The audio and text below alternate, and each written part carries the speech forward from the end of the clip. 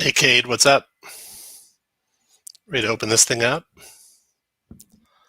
So I was surprised I got this thing like a week and a couple days ahead of time, even though there was no advertising that there'd be any kind of a early delivery if you ordered the bundle. But I did order the bundle, and it's 6.5 pounds, and this is heavy. It's a really weighty box for sure. So I'm looking forward to it. I've taken the cellophane off. I haven't actually looked inside the box at all. If you have any questions, let me know in the chat. Give me a thumbs up if you can hear me okay too. Just want to make sure. Oh, and I also got the original Keep on the Borderlands here ready. Hello, Sarah. So I have the original Keep on the Borderlands, which I just recently ran in anticipation of comparing it to the new Heroes on the Borderlands. Heroes of the Borderlands, this one's called. If you have any questions, go ahead and put them in chat. I'll start out going kind of through with a non-spoilerly look at it. And then we will, after that, look at some spoilers. So here we go. Starter set. Nice artwork there on the Mimic for sure. Hi, Simon. Little baby brass dragon or red dragon there on the top of the box. It says 3 to 5 players, 45-minute playtime, cooperative play. You can see all the contents there. I don't know what that little URL code thing goes to. See how easy it is to play. That'll be a good thing to look up. Here's the bottom of it. And then the back of the box looks like that. I saw them running that trail encounter a lot at Gen Con, and I think they ran a lot. 4d10 fire damage. You just played Dragon Delves, right? I killed a character with that second Dragon Delve adventure, same as you, I think. Was yours a TPK, Cade, or was it just one? All right, let's start looking inside.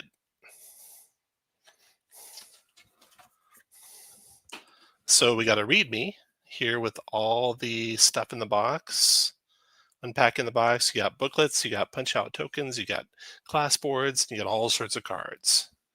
No TPK, that's good. And plenty of stuff for the players, plenty of stuff for the Dungeon Master. More components there. Lots and lots of cards.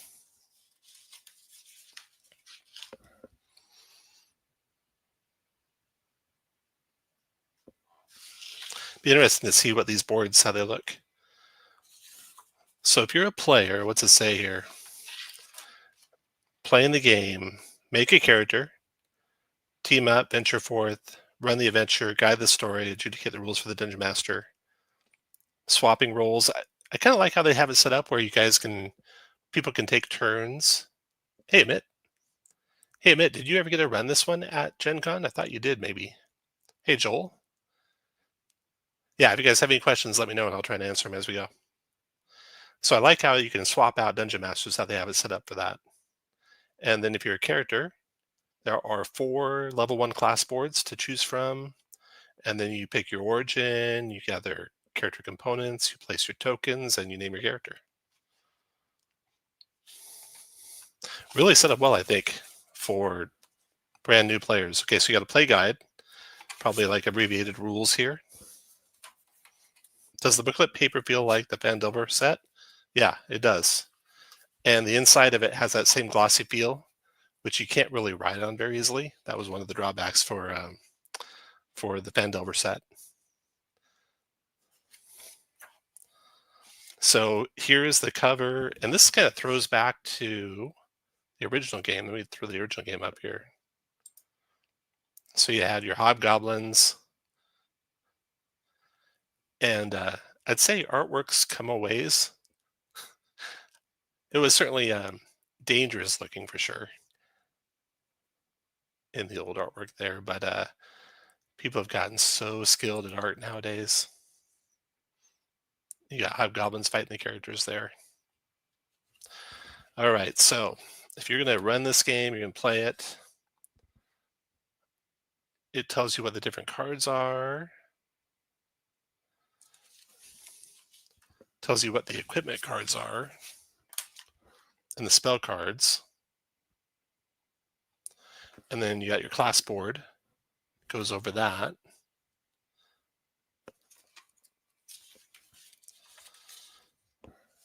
Magic items and monster cards.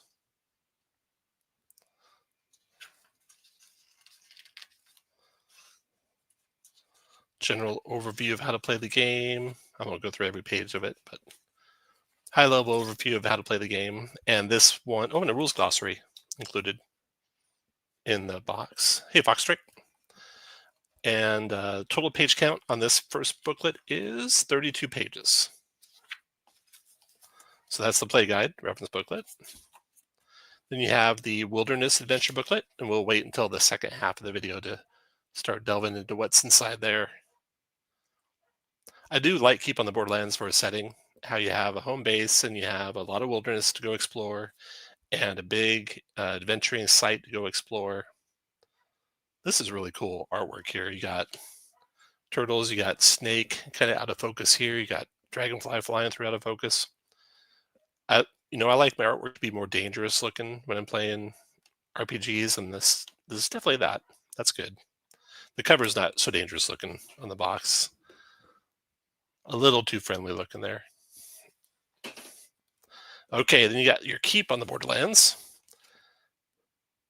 adventure booklet, and I might page through this a little bit here in the non-spoilery section.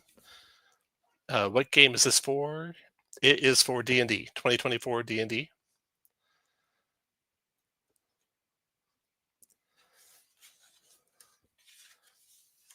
And the very first encounter for the game, I think, is going to be on the road.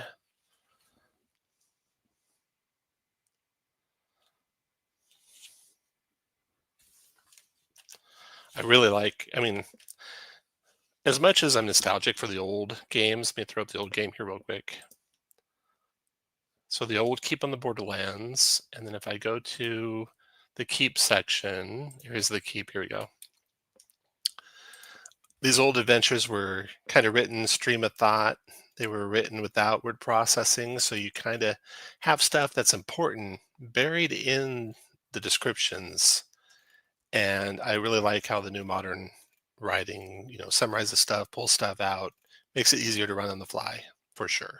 That's been a big improvement since 1980, 79, when this first came out. Go back to the product here. There we go.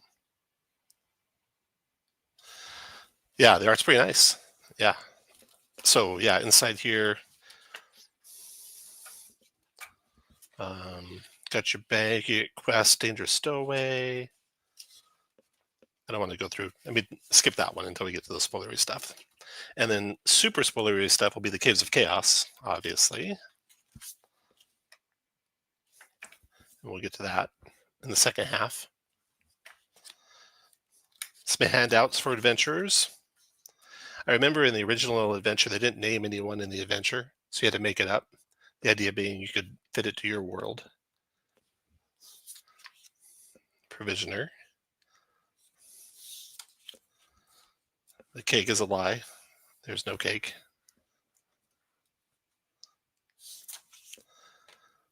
Flask of holy water, healing, revival, 2,000 gold. Trader stuff. All right, so there's the booklets and the handouts. Now, a lot of question people might have is the box full of stuff or is it not? And I think it is pretty full. I don't think it's filler too much. There's a little tiny bit of filler here on the side for the maps. And then there's this storage tray, but that goes all the way to the bottom of the box. And there's a whole bunch of punch-out token things in there too. All right. I like that the art does not overpower the text here. Super sold and excited to get mine. All right, so you got Cave A. your first cave you're going to explore. I'll just look at one of these caves and not too much detail before we start doing spoilery stuff. Nice artwork, really, overall, and pretty thick paper. I don't think this is going to tear too easy, so that's good. We'll look at the rest of the maps when we get to the spoilery section. So you got 1, 2, 3, 4, 5, 6 big poster maps, 7 big poster maps. 7 or 8 big poster maps. That's pretty nice. A lot of content there. Just a little tiny piece of insert. Throw that away. And now you get the stuff that we can look at in a lot of detail. So if you guys have any questions about any of this stuff, let me know. This is what the character board looks like. This is what a brand new player might get if they're opening up this book at home. Yeah, those maps are all double-sided. Here's a wilderness map. And on the back side of the wilderness map is another wilderness map. And this one was only 4-fold, but some of them are more than that. Some of them, I think, are 8-fold. So here is your cleric. If you're a brand new player, what would you need to know? Okay, I want to attack. How would I attack? Well, you need to get some equipment first. So they'll have you pick out some starting equipment, suggesting a mace, suggesting a chain shirt. You have a couple power tokens for your 2 spells that you can cast.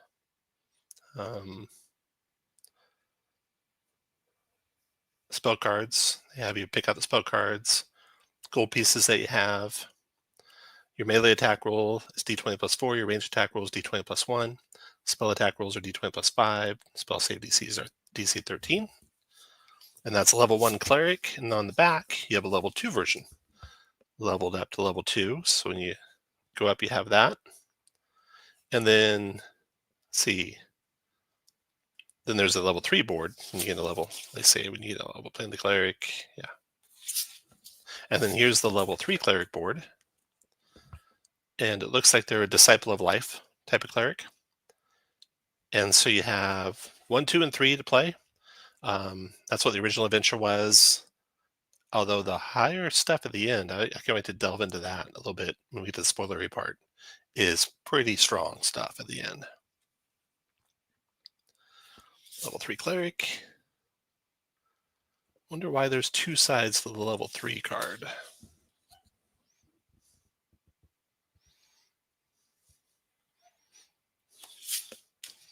They look like they're the same. So there's your cleric. Then you got your fighter. They got their second wind, a couple of spaces to track that. After a short rest, what you get back. After a long rest, what you get back. Recommending chainmail, greatsword.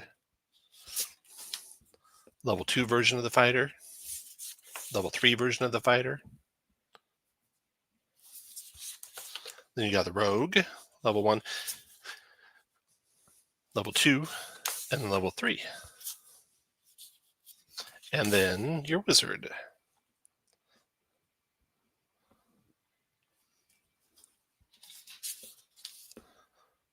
Are there 2 different subclasses? Oh, good question. Good question, Sarah. So it's the rogue. Level 3, subclass thief. Assassin, exactly right. Different sides or different subclasses. Thanks, Sarah. Thanks, Paladin. Practice of Grimoire to Death. Okay, so let's see what subclasses you get for all the different characters. We got Assassin for the rogue, for the fighter. Champion or Eldritch Knight. For the cleric, Light Domain or Life Domain. Mix these in. And then for the rogue, we saw Assassin and Thief. And then for the wizard, Abjurer or Evoker. So, good setup there. You got a whole bunch of gold piece tokens. 1 and 5 and 25 gold piece tokens. Got a whole bunch of monster tokens. Yeah, Eldritch Knight's interesting choice.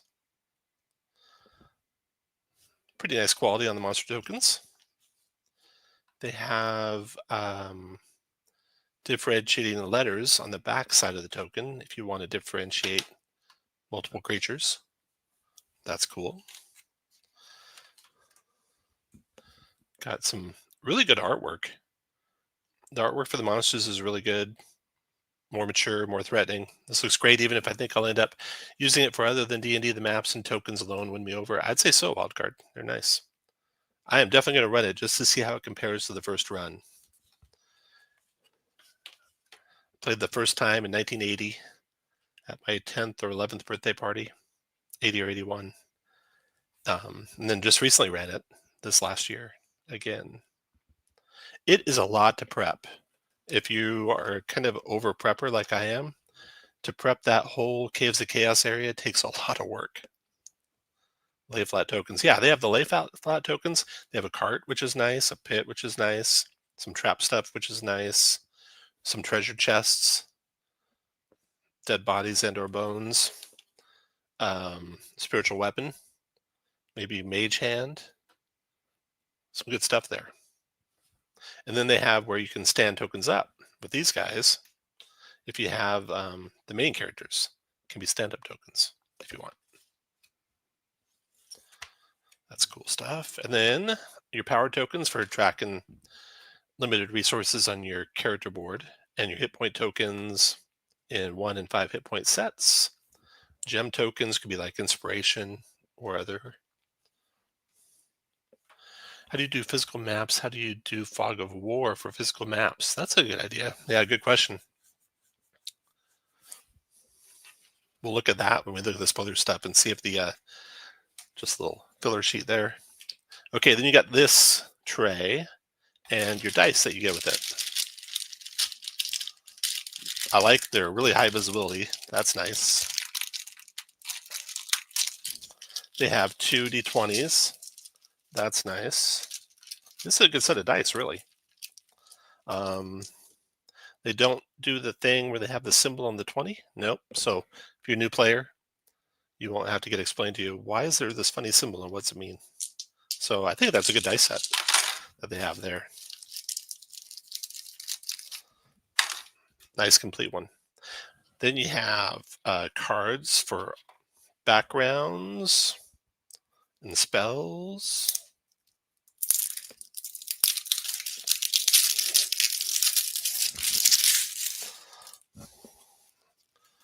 So they're kind of thin, but there's Toll the Dead, range, number of targets,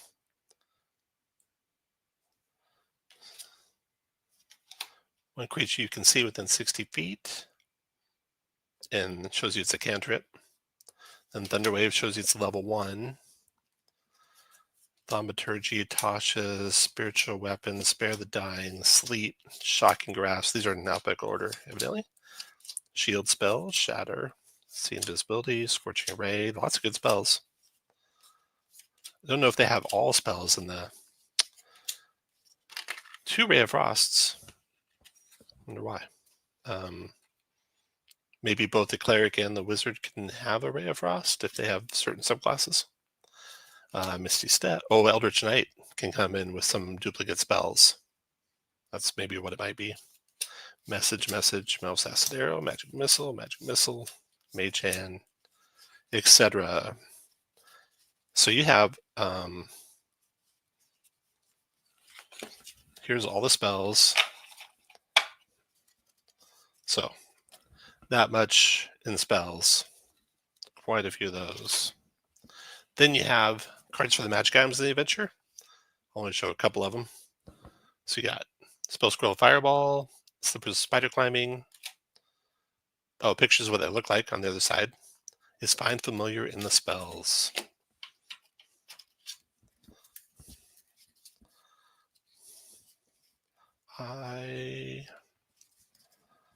G8. Featherfall, Fairy of Fire, Druid. Oh, look at that. They even show you what the area of effect of the spells look like. No, there is no. There's a grease area of effect. there is no find familiar. What other spell might have an area effect? They'd show Thunderwave, maybe. Yeah, Thunderwave shows it. Oh, for the spiritual weapon, they show the token that comes with the spiritual weapon spell. And so you should see something similar for Mage Hand. There's the Shatter.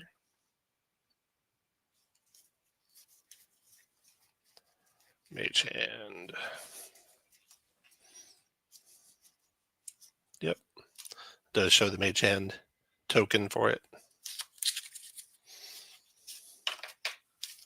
Really nice set. I mean, the price went up a lot, but there's a lot in this set. I wonder if they'll ever do like a reduced version of it where it's just the components of the adventure. I guess you can just buy the PDF if that's all you really want. So lots of magic items, which I won't show all those until maybe later. Then you have for your ancestries, or I guess in this game, species. Human, looks like they have a couple for each one. Human, dwarf, elf, and halfling. And then you have some backgrounds: soldier, sage, hermit, guide, farmer, entertainer, criminal, and acolyte. And like for criminal, they have your feat on there. I don't know that they actually call it a feat. And entertainer, farm, yeah, they're just kind of on the card without calling them separately a feat. So there's that. And what's this circle there? Okay, so there's guide. You know, the guidance and message cantrips. You can also cast a good berry spell by removing the power token below, so it can track your once per day spell that you get with the background. For your species, shows you all the details of the species. So if you were getting ready to play, and equipment must be with these other cards, these NPC cards. So let's say you're getting ready to play a rogue, and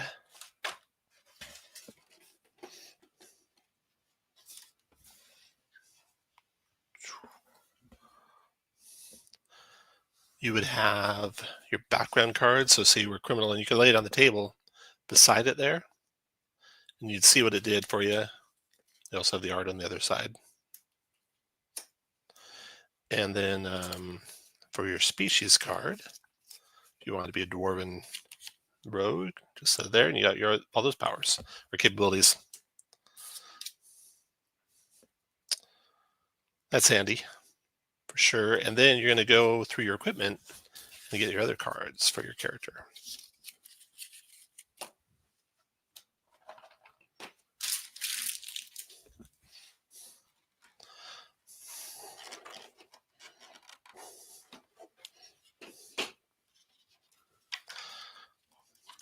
Let's look at this real quick before I open up the other one.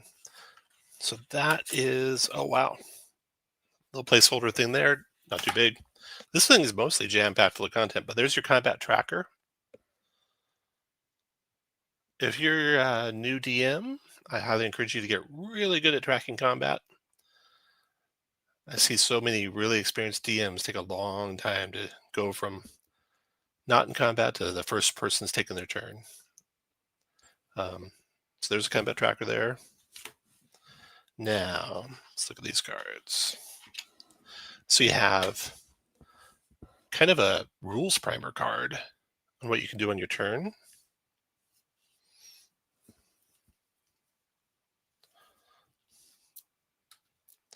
These cards turned out pretty good for them. They had that hard time, right, with, I think it was Planescape. Is that the one that they had? Or no, it was the Book of Many Things, I think it was, or they had to go back to reprint. But these seem pretty nice. So you got on your turn, move up to your speed. You can move distance up to your speed. You can break up your move. You got your action. You might also be able to do the following: communicate, interact with things, or take one bonus action. Nicely laid out there for brand new players. What are your actions you can do? Laid out on the other side. So that's really nice. Really good quick reference card. Probably 1 per player. Yeah, 4 of those. And then you got some big, oh, these are all the monster cards for the DM. So we'll look at those in the spoilery part. Then we have probably equipment and NPCs. If you guys have any questions, throw them in the chat, and you probably want to jump onto YouTube if you're watching from X, so you can throw in some questions and look at stuff specifically. We're looking at all the non-spoilery stuff right now, and we'll look in detail at some of the DM stuff here in a second. All right, so you got these tools, Stud Leather Armor, Splinter Armor, Spellbook, different weapons. So lots of equipment.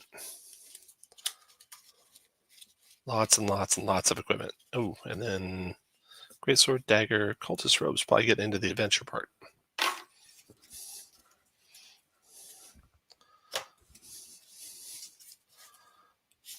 Chainmail, Breastplate, Borderlands Tabard. They have nice artwork on the other side. The artwork's really, really well done in the adventure, I think.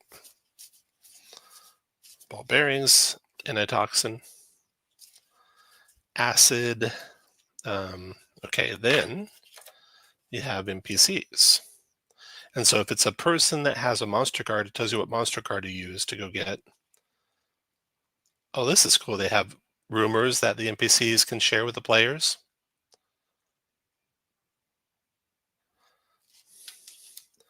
What the person looks like. Human bank guard. So I won't go through all of these because that'll be kind of spoilery. We'll save that for the spoilery part. I'd say there's a good 20 plus of those in here. So that is it in general for the contents of the adventure. A whole bunch of little plastic bags for all your tokens that you can get. And does anyone have any questions that are not spoilery? Because the next stuff I'm going to be going through is stuff that if you're going to play the adventure, you'll want to not look at, come back and look at after you've played it when you're deciding if you want to run it, type of thing. All right, let's take a look at the good stuff then. Let's see what, here we go. Just look at a magic item that does something. So you have the Cloak of Elvenkind here, magic item. Tells you what kind of magic item it is. MSRP is, stop back here. I forget what this was. I want to say it's 60, maybe 60. I don't see it anywhere on the box. If anyone in chat can look that up real quick and just see what you can buy it for right now on Amazon or D&D Beyond. So yeah, it gives you what each of the magic items does in the back. So you have magic item cards for everyone, for all the magic items in the adventure that you can hand out to the players. For the weapons, it tells them what kind of damage it does on the front. And the armor tells you what kind of armor class it is on the front. That's really nice. They look small on screen. They're about, I would say, standard magic card size. I don't play magic. I should get my I think they're about the same size as Daggerheart cards too, and probably the same size as magic cards for these guys, for all the magic items. So you have all those magic item cards. You have all these equipment cards, which do the same thing. Tell the player what the damage die is if they use strength or dex for the dagger, for example here. What weapon properties they have, what mastery they have as well on them. Nice stuff there. Healer's Kit tells you what it does.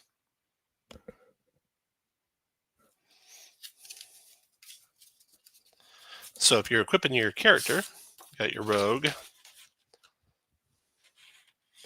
Let me move this out of the way. This over. There we go. So you're equipping your rogue, you'd pick your weapon, probably want a short sword. These were in alphabetical order before I started messing them all around, so it should be easy to find. Short sword. There you go. So if you're a brand new player, you'd grab a short sword. You know that, okay, when I attack, I roll d20 and I add 5. And then I'm going to roll a 6-sided die and add my either the higher of my dex +3 or my strength -1, so I'll add +3. And then my armor, it's suggesting leather armor. So I stick that there. I know, okay, now my armor class is going to be 11 plus my dex, so that's 14. And then it's saying maybe on your offhand you'd have a dagger. And then you'd have your species card and your background card. So you'd be criminal and dwarf or halfling. And you'd be good to go as a first-time player playing the game. With everything there. So that's pretty cool. Bring these off of here. Now, spoiler time. So what do we want to look at? I kind of want to look at the very end of the adventure because it's got some really cool stuff there at the end. But maybe we'll build up. If you're getting this to run, you'll get the booklets out. You'll have the play guide that you'll look at. And if you're the DM, I would open it up, and does it tell me where to go? It tells me how to set stuff up. It tells me how to read monster cards and such. I can't imagine looking at this to run it just on the fly. I feel like there's a lot. Playing the game. Okay, so there was a short sheet to grab that. Maybe that kind of gave the GM a guide where to go. So you got this read me first quick start guide that you'll get. There's a quick start video, a QR code. You can watch the video. Each time you gather, you're playing a single game session. You can form them together to be a campaign. If you're the dungeon master, flip through the play guide, choose an adventure setting, pick one of the 3 adventure booklets and read its 2-page introduction. Then gather your components, and then you're good to play. So let's start with the wilderness.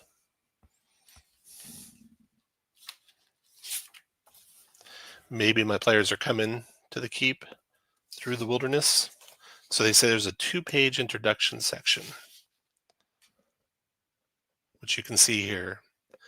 So you have a poster map for wilderness, and that's a nice map of the whole keep on the Borderlands with the Caves of Chaos way up here. The Cave of the Unknown's not shown. That's there in the original adventure. The Tamarack Stand is a dangerous area to get to.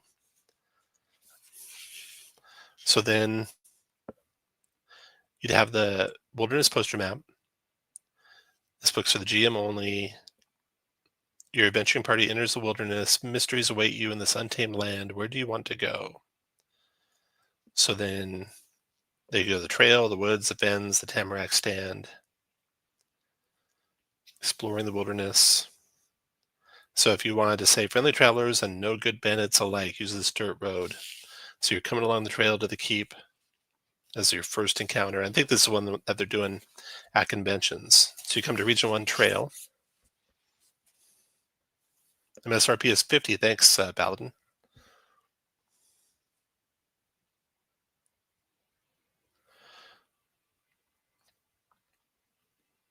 Does it say what you need here? DM tips designed for first-time dungeon masters. Boxes like this one explain how to use the text and give examples of how encounters in the region might play out. The dirt trail. It doesn't tell you to grab the dirt trail map.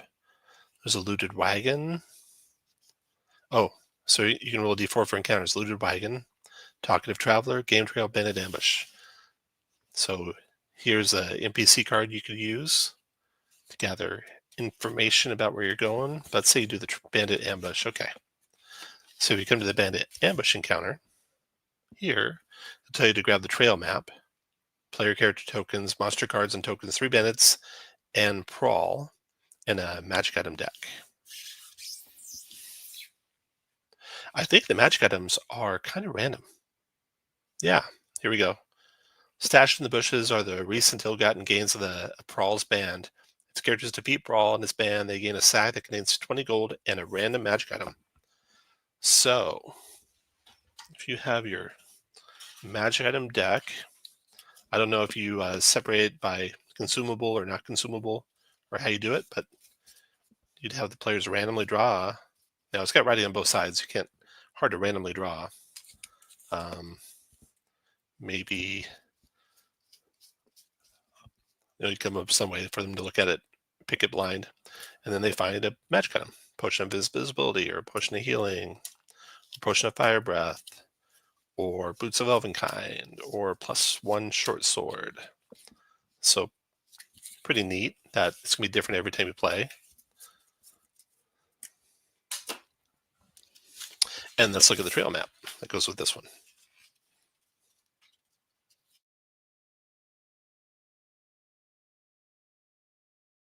So here's our trail map.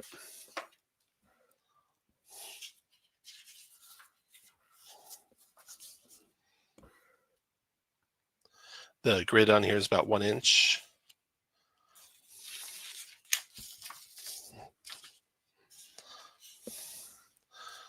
I've seen this trail map and it seems kind of dumb. Why doesn't it just go in a straight line there? But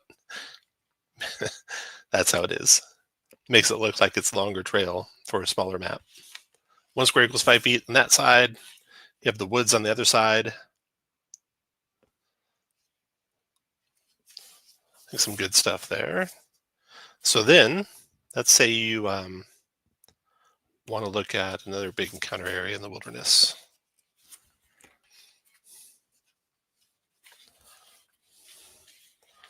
You got an occult ritual in the woods. You got some aspiring sprites in the woods. You've got a flock of sturges. Really, they're packing a lot of content into the wilderness.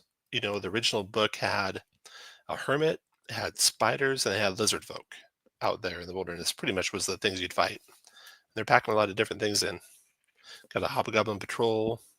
Got a giant spider's nest. This was in the original one in the Tamarack stand.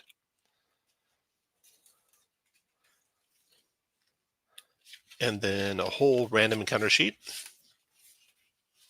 I mean, this is really a good product. It's comparing well to what you'd expect and doing even more than I thought I'd see from it. Random fen encounters, random Tamarack stand encounters, trail encounters, random wood encounters. Really good stuff, actually. All right.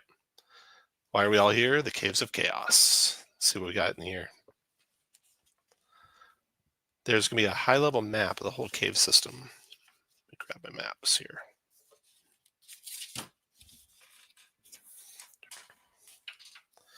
So you got the fens. Oh, I wonder if they're color-coded too. So the wilderness looks like they have a brown border to them. You have this overall map of the keep on the borderlands. That's nice. The overall map of the wilderness.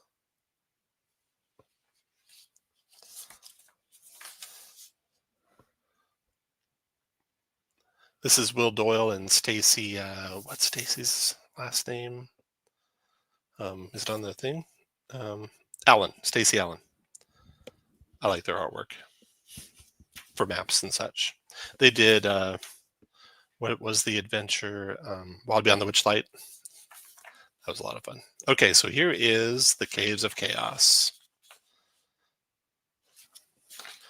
The players should be approaching probably from the east over on the right-hand side of the map here. And the first map they could come to would be Cave A in theory, then Cave B, then Cave C. I like the entries, how they all look different. Cave D down here with torches, Cave E with a deadfall about to fall on your head. Cave F looks pretty foreboding. Cave H, Cave G behind the trees. And it looks like it kind of chopped down the trees a little bit.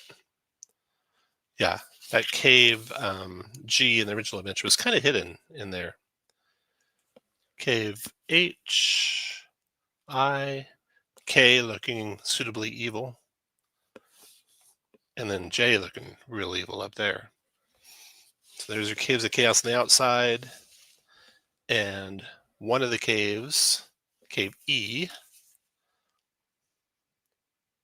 is on the other side of that same map. And this is a cave that originally had an ogre in it. And again, this is all spoilery in this section. If you're going to play this, you might want to tune out, go back and watch the first part of the video. If you have any questions that you want me to answer, put them in chat, and I'll answer even non-spoilerly ones too. This cave, it had like a secret door that the goblins could come and get the ogre to help them if they needed to in the original adventure. And we'll see what it does in this adventure. Then here's Cave A. Cave A was chock full of kobolds. If you played the original adventure, and I won't be able to show the whole map because each panel here fills the screen. It's a nice big area, and it matches what the original cave kind of layout was in the original adventure. It's Cave A. Cave B. Now, what we're going to see is some differences, I think. And I mean, the artwork looks great in here. And they won't be as jam-packed as they were in the original adventure. I mean, it just didn't make sense how many humanoids there were living in such close proximity to each other.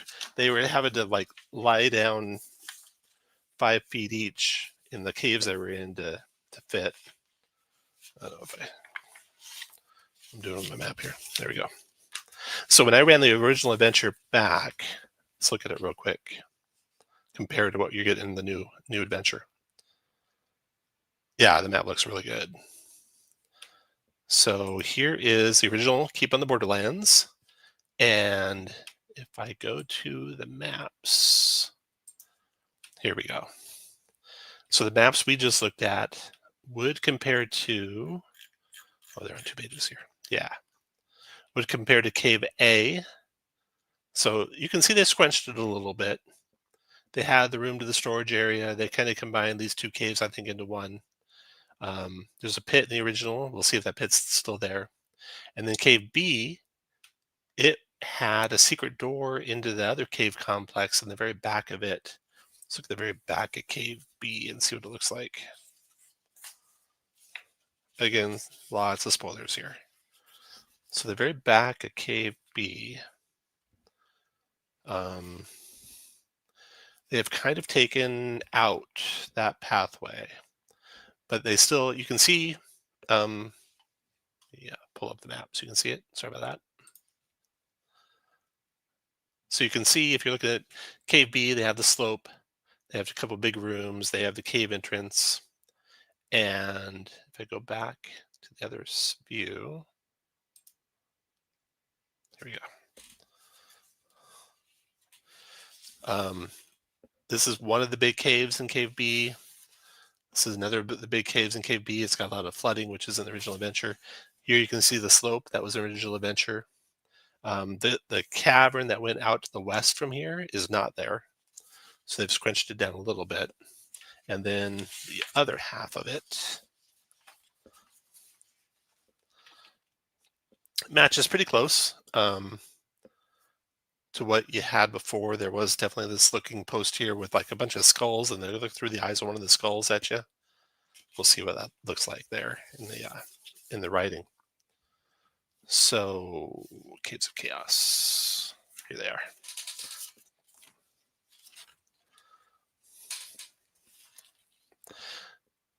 There was a lot of also duplication in the original Caves of Chaos, and like I said, lots and lots of monsters jam-packed in there. So kobolds are in the kobold there. I think B used to be, it used to be orcs, and now it's mephits. C, I think, was also orcs, and now it's nothics. I think D was goblins. E was ogre. Hobgoblin, yep. Shun cave with the owlbear, bugbear lair, yep. Minotaur lair, gnoll there. So it's pretty much all the same except orcs. They took the orcs out, which had 2 whole tribes of orcs basically that were warring against each other. They replaced it with mephit and nothic.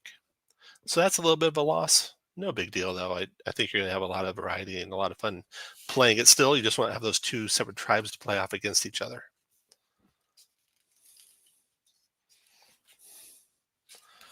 So we come to A1, and they have the pit trap there.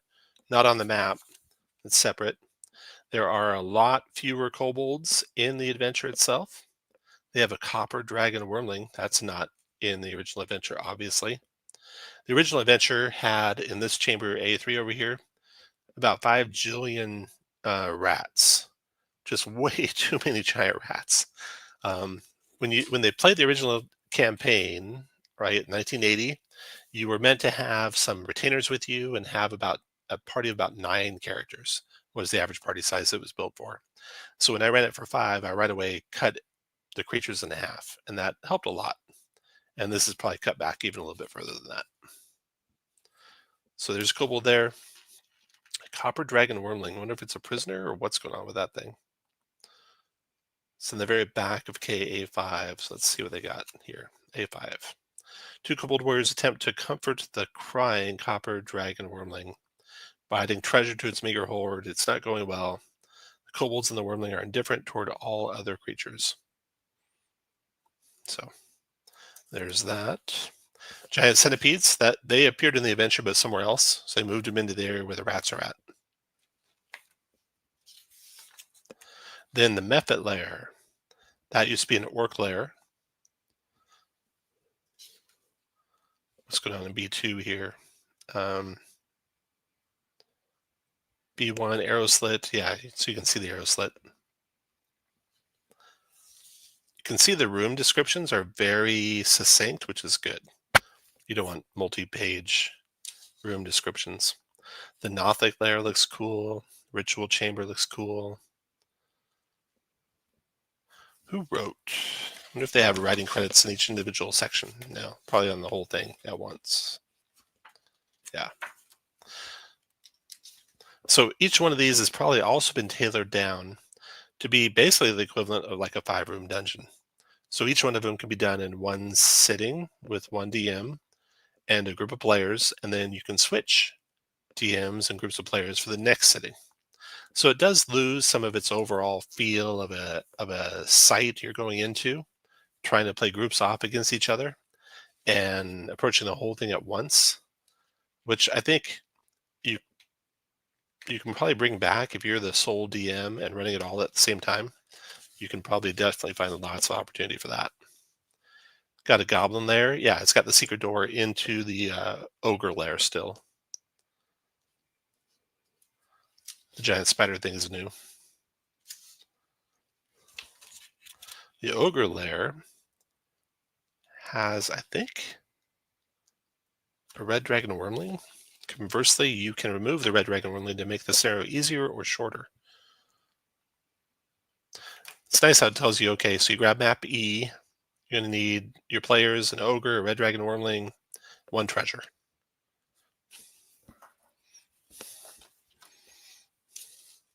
The stitching here is like got thread on it. So that was not in the starter set, Vandelver starter set. That was just stapled in that one. Here's the Hobgoblin lair.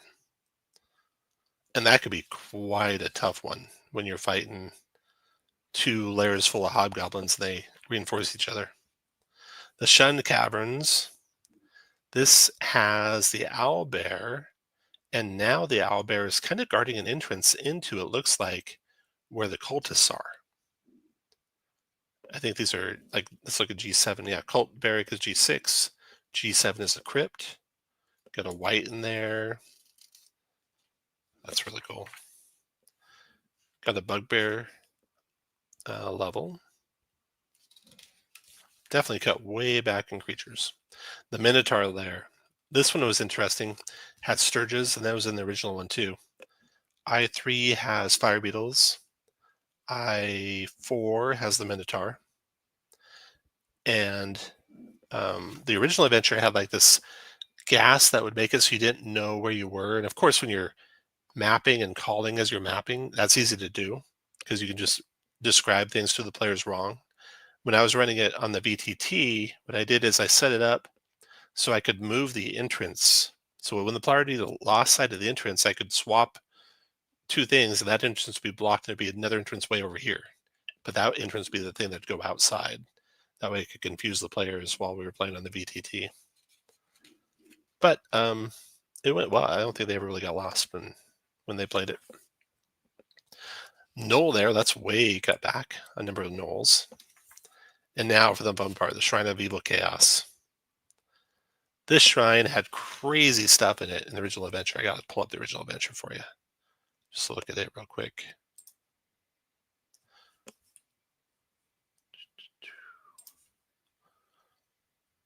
Here's the keep. Okay.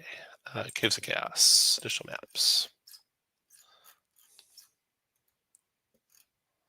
This is the creatures outside. Outside the keep.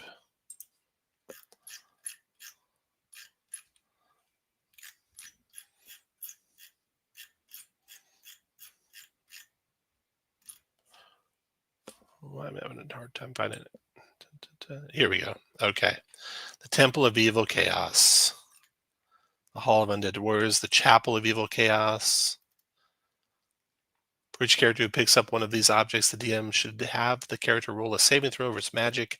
And -2, any who save successfully get a feeling of great evil. But if they don't, the character will rapidly fall under the influence of a demonic spell and within 6 days become a servant of chaos and evil. Return to the chapel to replace the relics, and then staying on as a guard forever after. And the place is of red stone, floor being a mosaic of checkerboard black and red.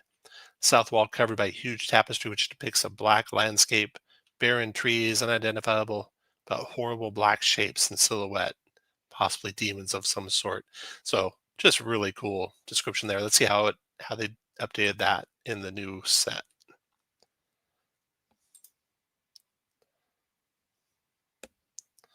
So, is there a chapel? We have an altar of evil chaos on K5.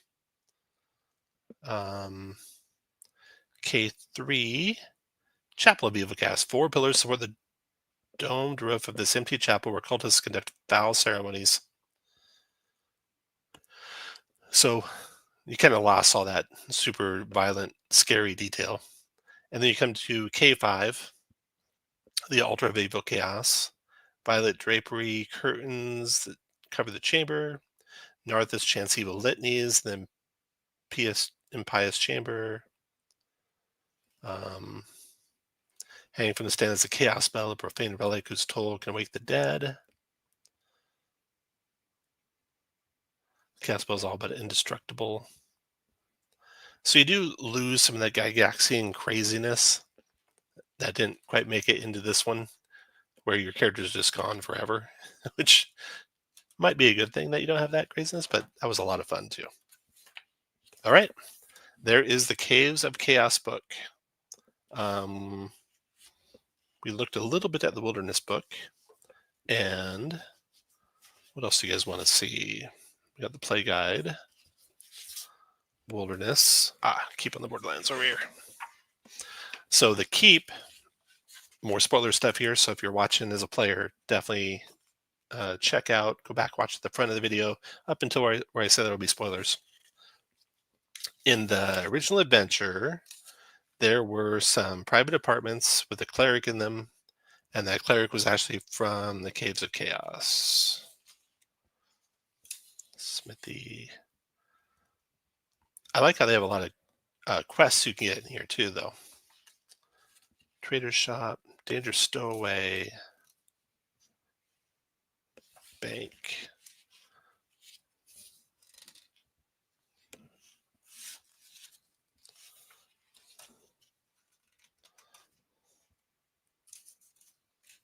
That's cool. A scroll in the form of a dagger.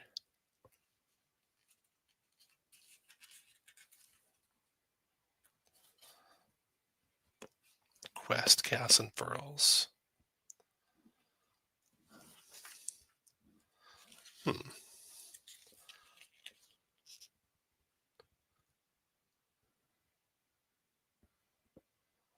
I'm not seeing that individual. Bank, trader shop. I'll have to read through it a little bit more carefully and see if they're in here. Let's look at the NPCs, though, and the monster cards, because those look pretty good.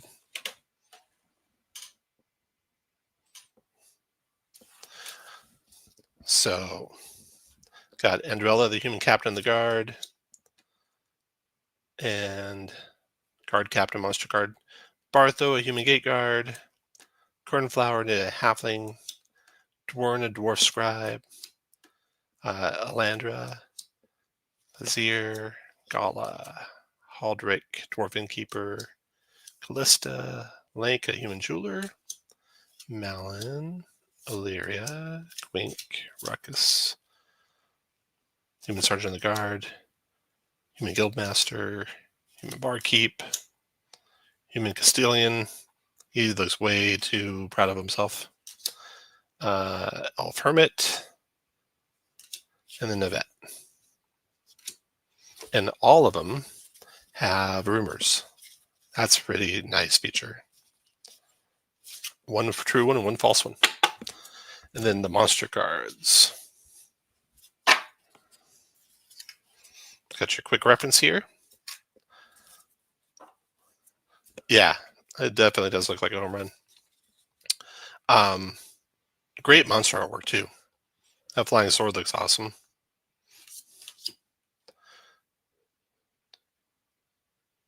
Challenge rating, what it looks like, I think. Got your bandits here.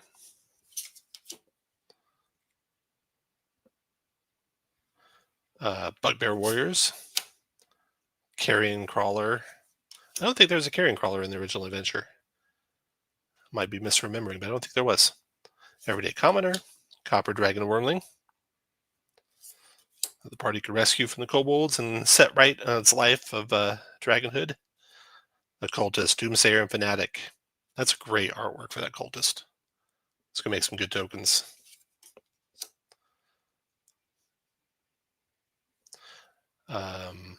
Curate. This must be in the keep itself, the curate. Giant centipede, great artwork there. Giant fire beetle, great artwork. Giant spider. Gnoll warrior, goblin boss, goblin warrior. A lot of this artwork's new. Gray ooze, guard captain, hobgoblin warrior. Iblis, the secret cult leader. How high level is the secret cult leader? 49 hit points, challenge rating 2. Seems a little light for a party of third level characters, potentially. You might want to beef that up when you're running it for your group. Chaco, a halfling spy for hire. Gelatinous cube. I wonder why they call it jelly cube instead of gelatinous cube. They didn't change it in the monster manual, did they? That's really weird. A knight, kobold warrior, Coatoans. I don't remember Coatoans being in the adventure at all either. I have to look and see where that's at. Lizard folk warden, mimic, minotaur Baphomet. That's cool. Berserker of the demon lord of beasts. Narthus, cult leader's cruel understudy. So what is Narthus? Narthus is a, I guess, unique creature. Craven lackey, human, fateful bolt, biomace. So I'm going to run this for sure. Now I just got to decide, am I going to do 2024 D&D or my own system that's kind of like Shadow Dark? I think I might want to run it 2024 just to be running it in the system it was designed for. Seems like there are optional ways to increase difficulty. I like that. Yeah. If you looked in, and I think it's largely about time. They wanted to make sure each one of those individual areas they could finish in a night, probably, which is a commendable design goal. And then trying to keep it, that ogre looks awesome. Trying to keep it matching. Ogre zombie looks awesome. The kind of the style of the original adventure was probably pretty tough. There's Prawl, the bandit of the Borderlands, the most infamous bandit of the Borderlands. What's Prawl? 52 hit points for the first thing the party's going to face. That's okay. That's pretty strong. Parry, light crossbow, rapier. Red dragon wormling.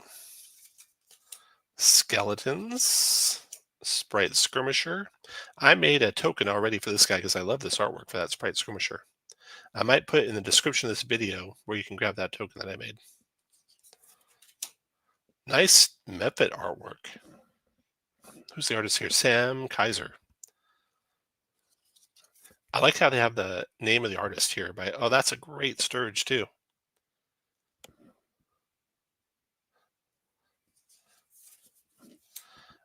Vinx, Down Under Luck Dwarf Spelunker. Yep, I'd say so.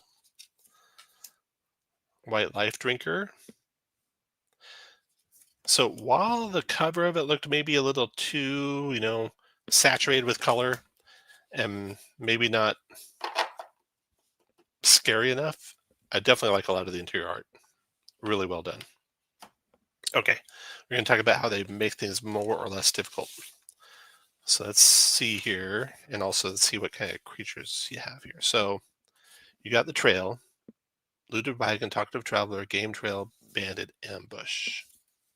So the bandit ambush is the only one with a fight. You got 4 bandits there.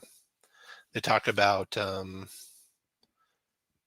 bandits in Prawl, magic item deck, a lot of instruction for how to run stuff, adjusting the difficulty. To make things kind of easier, you can reduce the number of bandits, or you can add another bandit to increase difficulty. Yep. Some treasure entries contain magic items, objects imbued with arcane might. Whenever a player character finds a magic item, draw a magic item card from the magic item deck and hand it to the player. Then you go into the woods. You got an occult ritual happening in the woods. You got a hermit hut. We saw the hermit Xanthi.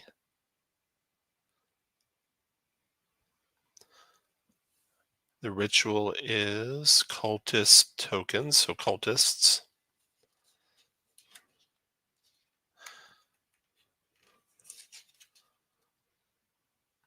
Sacred spring for the sprites. Okay, then flock of sturges out there. Lizard folk swamp.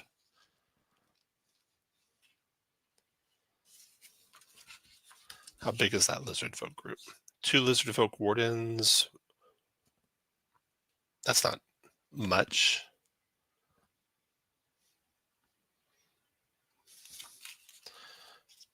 Giant spiders are definitely scary for starting characters. Hobgoblin Patrol. Yeah, and I love this. Love that Wandering Monster tables. Let's see what they say for up in the difficulty of the final encounter in the dungeon.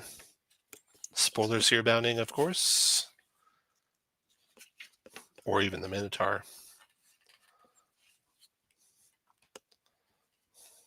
Couple secret doors.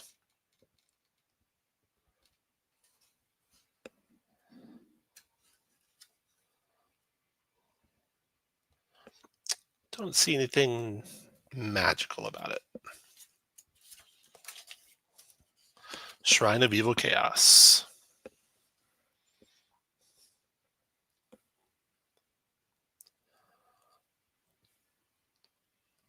You got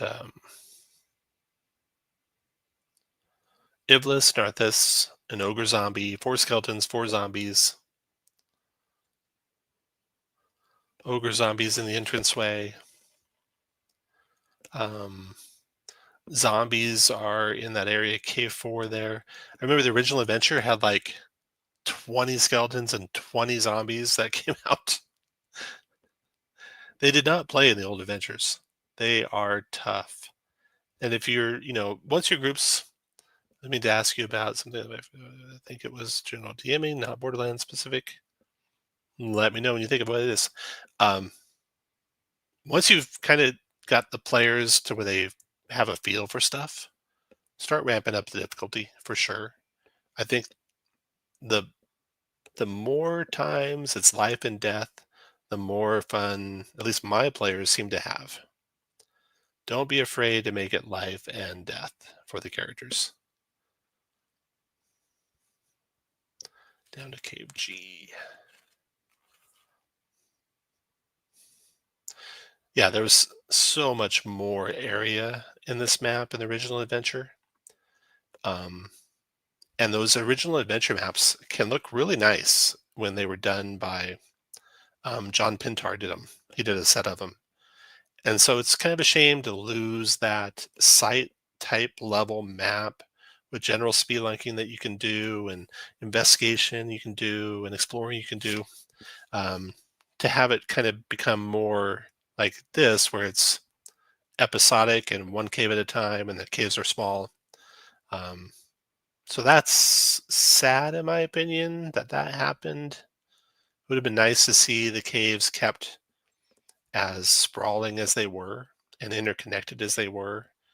Um, but for what they're doing, I can see why they were doing it, and I think the writers have done a best job they could doing that.